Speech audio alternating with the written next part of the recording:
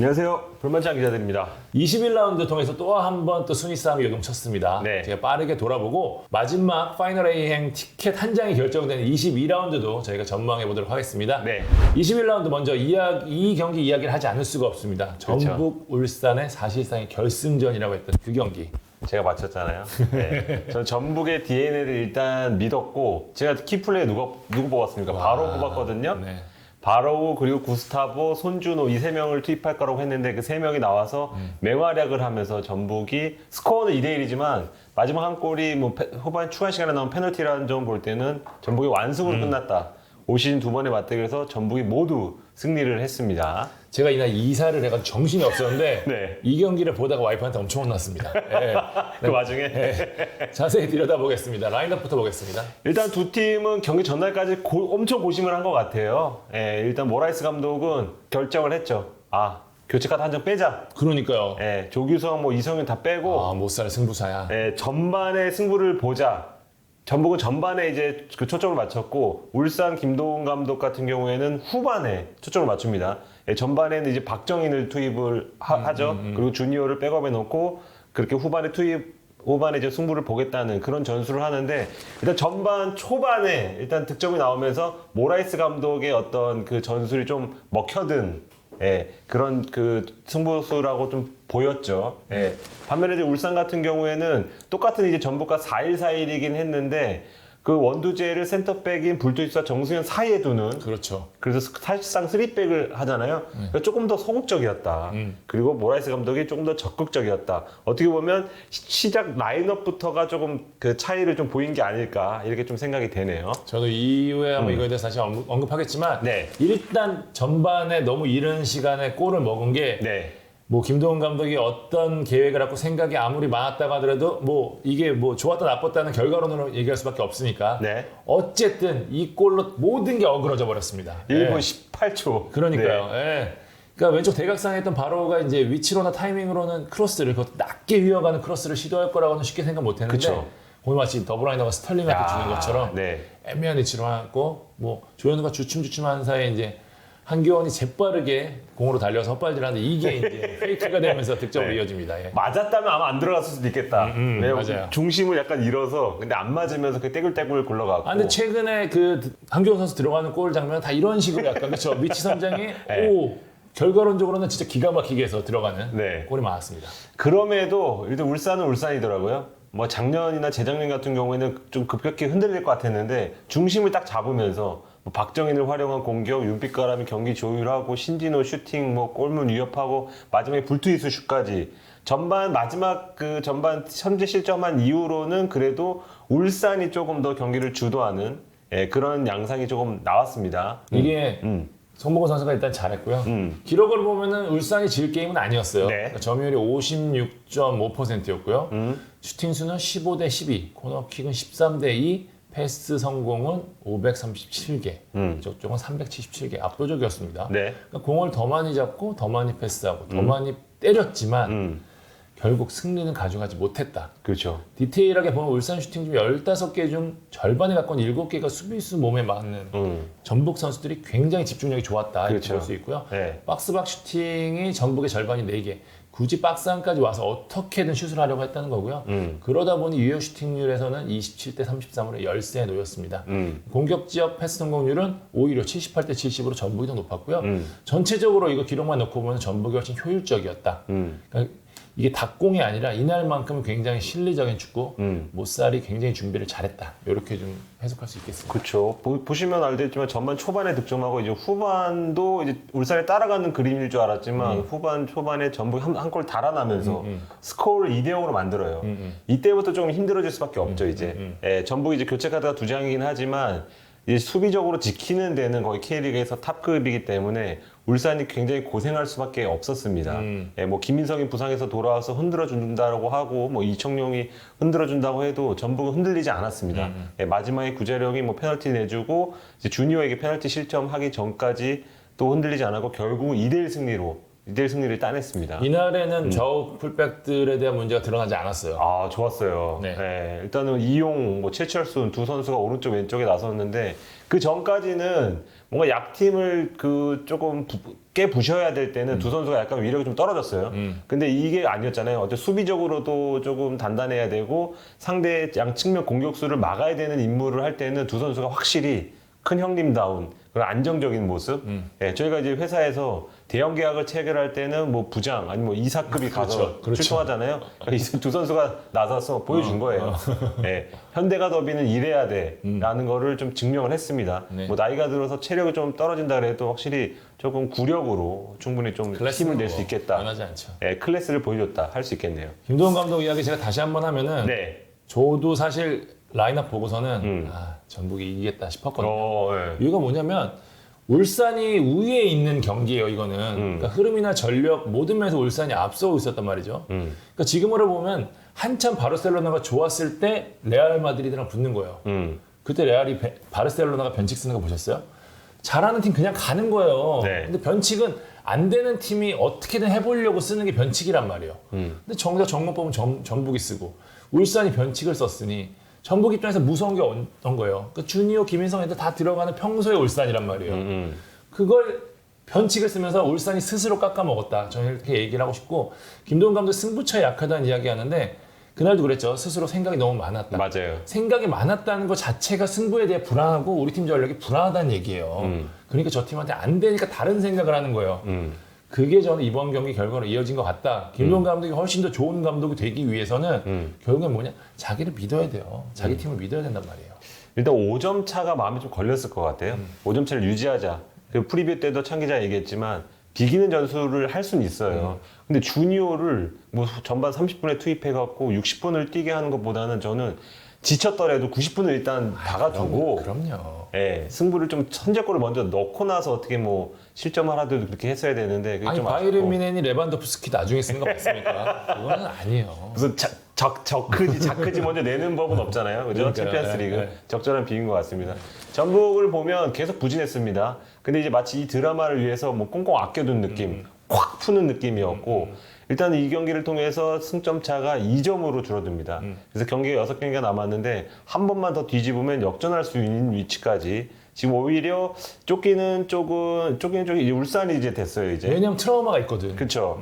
예, 역전 당할지도 모른다는 불안감이 좀 커졌던 그런 현대가 더비라 할 수 있고 이제 스플릿 라운드 가면 진짜 전쟁이 좀 시작된다는 그런 느낌이 드네요. 일단은 뭐 누가 우승할지도 한번 이 대목에서 예측을 해보면 어디일 것 같아요? 좀 조심스러운데 감독님들이 안 본다는 가정하에 저는 조심스럽게 역전 우승 오. 전북의 4연패를 보고 싶습니다. DNA를 믿습니다. 저는 울산 할게요. 울산 네, 그래도 전력이 다른 팀들을 꺾기엔 울산이 좀 낫다. 근데 사실 우승해도 크게 기쁘지 않을 것 같은 우승. 그러니까 네. 엘클라시코 다지고 레알 우승한 거예요. 그러니까 그런 느낌이 될 것 같은 생각이 좀 듭니다. 자, 전북과 울산의 다음 라운드 프리뷰 조금 더 뒤에 네. 만나보는 걸로 하고요. 지금 이제 같은 라운드에 있었던 경기 빠르게 훑어보겠습니다. 네. 논란이 됐었죠, 이 경기. 일단 네. 상주가 1대0으로 이겼던 광주 상주전 보겠습니다. 네, 현장에 간 후배 기자와 실시간으로 대화를 나눴는데 뭐 세 가지가 기억 남는다 그래요. 일단 상주가 너무 거칠다. 그리고 잔디 왜 이러냐.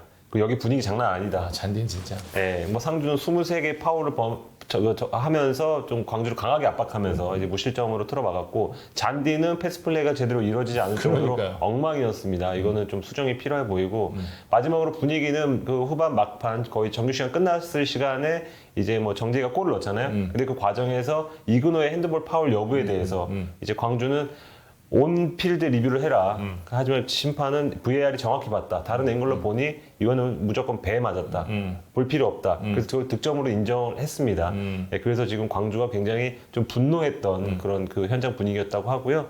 광주는 조금 억울하겠지만 일단 결과는 이제 상주가 1대0으로 승리를 했고 지금 금일이죠. 17일에 심판평가소위원회가 열려서 여기서 아마 지금 결과가 나올 것 같습니다. 이겼으면 광주가 6강을 볼 수 있었기 때문에 그죠? 그쵸. 더 기분이 나쁠 수밖에 없었던 경기였고요. 네, 다음은 이제 수원과 포항, 인천과 서울 묶어서 리뷰하면 될 것 같아요. 수원 같은 경우는 일단 라이벌 서울이 야 이번에 인천 한번 잡아주고 우리가 네. 포항 딱 잡으면은 벌릴 수 있어. 딱 이게 시나리오였는데 네. 결과적으로 서울은 인천에 패했고 수원은 네. 포항과 비겼습니다. 2점 차였죠. 11위 수원과 최하위 인천의 승점 차가 없어졌습니다. 야, 0이 될 줄 몰랐어. 다득점 차이도 3골밖에 안 나요. 지금 지금 수원 같은 경우에는 지금 9월 들어서 필드골이 단 한 골도 없고 인천은 계속해서 득점을 하고 있습니다. 이것도 남은 6경기에서 뒤집힐 수 있다. 이런 진짜 강등 전쟁이 시작됐습니다. 네. 뜯어보면 이제 수원으로서는 2번의 VR이 좀 아팠을 것 같아요. 네. 후반 초반에 이제 빅보드와 인천 전용에서 몇 분 차이로 이제 골이 터지는데 네. 수원은 강현무의 파울로 페널티를 얻었고 서울이 이태희의 클리어링 미스로 이제 득점을 하죠. 근데 두 경기장 주심과 VR 심판은 VR을 확인하는데 수원에서는 이제 득점 이전이었죠. 김민우와 전민강 경합사에서 김민우의 파울을 성해서 페널티를 취소하고요. 서울은 골문으로 향하는 공을 정현철이 밀어넣는 그치. 과정에서 파울이 있다고 보면서 취소를 합니다. 네. 그러면서 이제 갑자기 분위기가 확 바뀌어. 확 바뀌었죠. 네. 수원은 전체적으로 이제 포항이 거친 압박에 고전을 했는데 남은 시간 득점에 실패하면서 승점 1점 획득에 그쳤고요. 네. 서울은 골 취소에 의해서 기성용까지 다쳤죠. 네. 그다음에 인천 같은 경우에는 송시우 선수의 그 아길라르의 패스가 기가 막혔죠. 야, 2대1로 몇 명을 뚫은 거야? 그러니까 네. 이 환상적인 10샷으로 실점하면서 네. 0대1로 패하고 맙니다. 이게 설마 하는데 수원이 지금까지 내려갔던 기업 구단의 태클을 그대로 타고 있습니다. 제주도 그랬죠. 네, 네. 부산도 그랬죠. 성남도 그랬고 물론 성남은 기업구단 아니었습니다만 네. 반면 인천은 잔류하던 매 가을 시나리오가 그대로 이어지고 있어요. 네. 이 결과는 어떻게 될까요? 최근 6경기 승점 보잖아요. 인천이 울산보다 높아요. 승점이. 맞습니다. 예. 난리 났습니다. 그리고 기성용 선수가 지금 뭐 무릎이다 그러는데 아마 허벅지 부상인 것 같습니다. 지금 17일 오전에 병원에 다녀왔는데 부상당한 시점에서 왼쪽 허벅지 뒤쪽을 좀 만지작거리거든요. 그리고 걷는 폼 자체가 상체를 좀 세운 거 보면 허벅지인 것 같아서 잘하면 이제 햄스트링일 수 있겠다. 그럼 2, 3주 정도도 결정할 가능성이 있다. 그 말씀드리고 싶습니다. 자, 다른 경기 한번 또 보겠습니다. 일단 대구는 홈에서 세징야의 40-40 그리고 대안의 맹활약을 바탕으로 성남을 3대2로 꺾었습니다. 펠레스코처럼 아주 경기도 재밌었고요. 대안과 세징야의 어떤 위력을 확인해 볼 수 있는 단계였고 이 경기에서 이제 승리를 하면서 200승 9수 깼고 세징야도 9수 깼고 그리고 파이널 A를 확정을 했습니다. 그래서 6위 한 장만 남은 상태로 이제 정규리그 마지막 경기를 치르게 됐습니다. 자, 강원이 또 부산을 2대1로 이겼죠. 아, 그렇죠. 네, 네. 그러면서 이제 성남과 서울이 나란히 패했고 이러면서 이제 강원이 6위 올라갔고 서울이 7위인 상황이다. 네. 이렇게 좀 정리해 드릴 수 있을 것 같아요. 바로 이어서 저희가 22라운드 최종전 프리뷰에 정신없어. 돌입하면 될 것 같은데요. 선두싸움 계속 진행 중인데 이번 라운드 역시 가장 큰 관심은 네. 6강이죠. 그렇죠. 상위 파이널 A 누가 갈 것이냐 이거 좀 봐야 될 것 같은데 네. 저희가 앞서 언급드렸었죠. 5개 팀 결정이 났습니다. 대구 막차를 타면서 울산, 전북, 상주, 포항, 대구 상주 여기 왜 있어? 파이널 A 형을 확정 지었고요. 네. 파이널 B는 수원과 인천만이 확정을 지었습니다. 네. 그러니까 위로 올라가는 마지막 한 장을 두고 5개 팀이 경쟁률 5대1이에요. 네. 지금 강원 서울이 승점 24점으로 동률, 광주 성남이 승점 22점으로 8, 9위, 부산이 21점으로 10위. 그러니까 아직 5개 팀이 다 아직 물론 부산 같은 경우는 굉장히 희박하지만 네. 아직 가능성이 있기는 합니다. 제가 모 구단 관계자랑 통화할 때 이런 얘기 하더라고요. 어떻게든지 파이널 A로 가야 된다. 왜냐하면 B로 내려가면 죽음이다. 그렇죠. 인천이 누구도 지금 뒤집을 수 있을 기세고 승점 차가 많이 안 나서 수원뿐만 아니고 누구도 강등될 수 있다는 그런 위기의식이 있다 그래요. 네, 분위기를 한번 전해드렸습니다. 자, 첫 경기부터 해볼까요? 일단 뭐 가장 유리한 곳이 오른팀 아무래도 강원이죠. 그렇죠. 예, 지난 경기를 통해서 6위 탈환을 했고요. 마지막 날에 상대하는 팀이 수원이고 이제 홈 경기입니다. 예, 그래서 이날 이기면 뭐 무조건 6강에 올라가는 것이고 비겨도 다른 팀 결과에 따라서 6강에 올라갈 수 있습니다. 이제 강원이 수원 상대로 최근 4경기 연속 승리가 없지만 수원이 이제 기세가 좀 꺾였고 그렇죠. 득점을 하지 못하는 그런 패턴이 진행되고 있다 보니까 강원이 이제 뭐 조금 더 유리한 경기를 할 것 같다 그렇게 생각이 되네요. 자, 결과 한번 볼까요? 일단 예측은 그래도 무승부. 예, 일단 동기부여가 수원이 조금 더 사생결단 자세로 나올 것 같습니다. 저도 상성을 보면은 네. 그래도 수원이 수비는 나쁘지 않은 편이란 말이에요. 그죠? 그렇기 때문에 강원이 또 반대쪽에 수비가 썩 좋지 않은데 수원이 또 공격력이 약하기 때문에 저는 한 0대0 정도. 0대0. 네. 또 무승부 한번 보도록 하겠습니다. 네, 다음 경기는 이제 서울대 대구전 해주시죠. 서울이 대구를 홈으로 부릅니다. 네. 지난 맞대결이었죠. 첫 경기였는데 0대6 경기를 기억하시는 분들이 많을 거예요. 예. 서울은 이제 시원한 복수를 꿈꾸지만 최근의 경기력이 조금 꺾였어요. 네, 그렇죠? 예. 슈퍼매치 때도 안 좋았는데 이긴 거예요. 네. 기성용까지 다치면서 사실 반등 카드를 이제 후반에 넣는 가장 좋은 카드였는데 그것도 일단 뭐 꺾였다는 점. 네. 대구전 아무래도 좀 어려울 수 있을 것 같아요. 예. 물론 서울이 지금 무조건 이겨야지 6강에 갈 수 있는 상황이기 때문에 일단 그 점이 포인트이긴 하지만 대구도 어쨌든 아직 3위 싸움 남아있기 때문에 이번 경기 집중할 가능성이 높거든요. 저는 그런 의미에서 대구가 이길 것 같다. 이길 것 같다. 9수를 깼기 때문에 네. 그 흐름이 이어갈 가능성이 높다. 9수 깬 팀이 무너지는 거 저 거의 못 봤어요. 네, 저는 그래서 대구. 저는 이제 무승부 정도 보는데 일단 세징야를 또 풀타임 시킬 것 같지는 않아요. 네, 왜냐하면 그랬다가 또 부상당할 수 있으니까 세징야를 좀 아낄 것 같고 그리고 이제 김호영 대행이 그 한정적인 스쿼드로만 운영하고 있거든요. 베테랑 다 제외하고 있죠. 그쵸. 윤영선, 주세종, 고유한을 지금 다시 불러들이지 않고 있는데 여기서 조금 뭔가 풀어주면 다시 뒤섞이면 좀 올라갈 수 있겠다. 반면에 기존의 멤버 그대로 나오면 체력이 지친 상태에서 고전할 수도 있다. 네, 그렇게 생각이 됩니다. 자, 다음 경기 공교롭게도 8, 9위가 만났습니다. 지금 상위 스플릿 중요한데 성남 광주전 프리뷰해 주시죠. 일단 두 팀 모두 마지막 신락 같은 희망을 진 상태에서 경기에 임하는데요. 두 팀의 첫 맞대결 기억하시는 분들도 있겠지만 아마 개막전이었죠. 그때 이제 성남이 2대0으로 승리를 합니다. 근데 그때랑 지금 두 팀이 모두 많이 바뀌었어요. 네, 성남은 광주 출신, 광주에 영입하길 바랬던 나상호가 이제 성남에 입단해서 지금 완전 에이스 역할을 하고 있고, 광주는 이제 개막전에서 뭐 엄원상, 윌리안이 부상으로 못 뛰었죠. 그렇죠. 근데 두 선수가 돌아와요. 그래서 뭐 나상호, 유인수 그리고 홍시우도 지난 경기에서 3달 만에 돌아왔거든요. 이런 이선과 이제 광주의 장점이 빠른 이선, 아주 이선 싸움이 볼만한 경기가 될 것 같습니다. 근데 하루 휴식을 더 했거든요, 광주가. 이게 좀 유리하게 작용할지 좀 그게 궁금해지는 대목입니다. 예측해보죠. 저는 광주 승! 오. 네, 펠리페, 엄원상, 윌리안을 막기에는 조금 힘들지 않을까. 왜냐면 대구 원정에서 힘든 경기를 했기 때문에. 어떻게 보시나요? 광주는 이기면은 그나마 성남보다는 올라갈 확률이 훨씬 높습니다. 그렇죠. 성남 다득점이 워낙 밀리고 있기 때문에. 네. 그렇다 하더라도 성남도 마지막까지 승부를 걸을 수밖에 없는 경기거든요. 그런 의미에서 더 가열차게 수비를 할 것이다. 그래서 네. 무승부. 야, 이번 대구 좀 보니까 포메이션이 3-3-1이야, 뭐. 3-3-3-1. 3-3-3-1. 그 무슨 아파트인 줄 알았어. 네. 전가의 보도죠. 네. 다음 경기 보시죠. 자, 인천과 울산 경기입니다. 네. 와, 뭐 꼴찌와 선두 싸움인데 분위기 다릅니다. 네. 아까 만 기자 얘기했지만 최근 6경기 승점 보면 인천이 울산보다 2점이 더 많았어요. 네. 그 정도로 기세가 좋습니다. 조성환 감독 서울전 끝나고 선전포고 했죠. 두 감독, 조성환 감독과 김도훈 감독이 동갑내 개띠 감독, 네. 견우회라는 그 멤버가 그렇죠. 있는데 그 친구. 같은 친구예요. 네. 선전포고 했습니다. 호락호락하게 3점 안 줄 거다. 단디해라. 음. 이거였는데 여유가 있으면 뭐 로테이션도 가능하고 그럴 텐데 네. 워낙 선수들이 없어요. 지금 부상자들이 많기 때문에 네, 네. 이날 뭐 제가 오전에도 통화를 했지만 울산전 뭐 승부 거실 거 있으세요? 그랬더니 말이 되냐고. 흐름 좋을 때 바람 불 때 연날려야 되고 네. 멤버가 돼요? 그랬더니 컨디션 좋은 애 나가서 열심히 뛰게 해야죠. 그냥 말씀하시더라고요. 그 말이 저는 굉장히 무서웠고 네. 울산의 현대가 더비 패배 어떻게 극복하냐 중요한데 지난번에도 지고 나서 그다음 다시 연승 탔던 게 울산이었거든요. 그렇죠. 물론 이날 핵심 수비수 불투이스가 빠지기는 하지만 어쨌든 뭐 이날 경기 뛰지 못한 선수 중에도 좋은 선수들이 많기 때문에 울산 같은 경우에는 이 후유증을 오히려 극복하기 위해 이 경기를 훨씬 더 최선을 다할 가능성이 높다. 그래서 저는 울산의 승리를 예측합니다. 저도 이제 김동 감독이 남은 6경기에서 그냥 로테이션 없이 그냥 나올 것 같아요. 울산 승 보겠습니다. 네. 네, 전북 홈에서 부산을 상대합니다. 이제 지난 경기 울산 승리하면서 2점 차로 좁혔고요. 손준호가 이제 경고누르고 빠지지만 부산은 이동준이 빠져요. 아, 크네요. 네, 그래서 부산이 더 타격이 더 크다.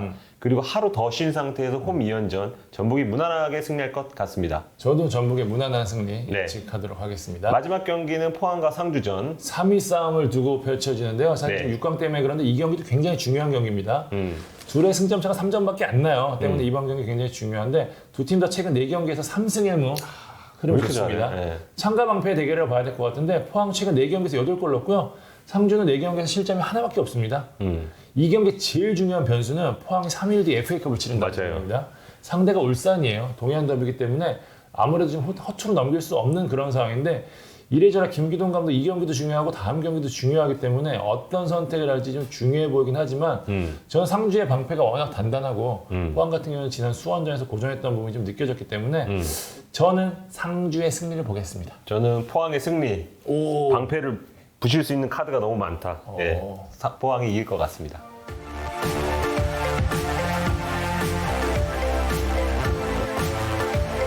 자, 숨가쁘다. 네. 21라운드 리뷰, 21라운드 프리뷰 진행했습니다. 자, 한국 정규리그 마지막 스플릿되기 마지막 라운드 때 정말 드라마 같은 일이 많이 펼쳐졌거든요. 네. 이번에 또 어떤 드라마가 펼쳐질지 월요일에 하는 리뷰에서 저희가 재밌는 이야기 많이 했으면 좋겠습니다. 네, 지금까지 볼만찬 기자들이었습니다. 감사합니다.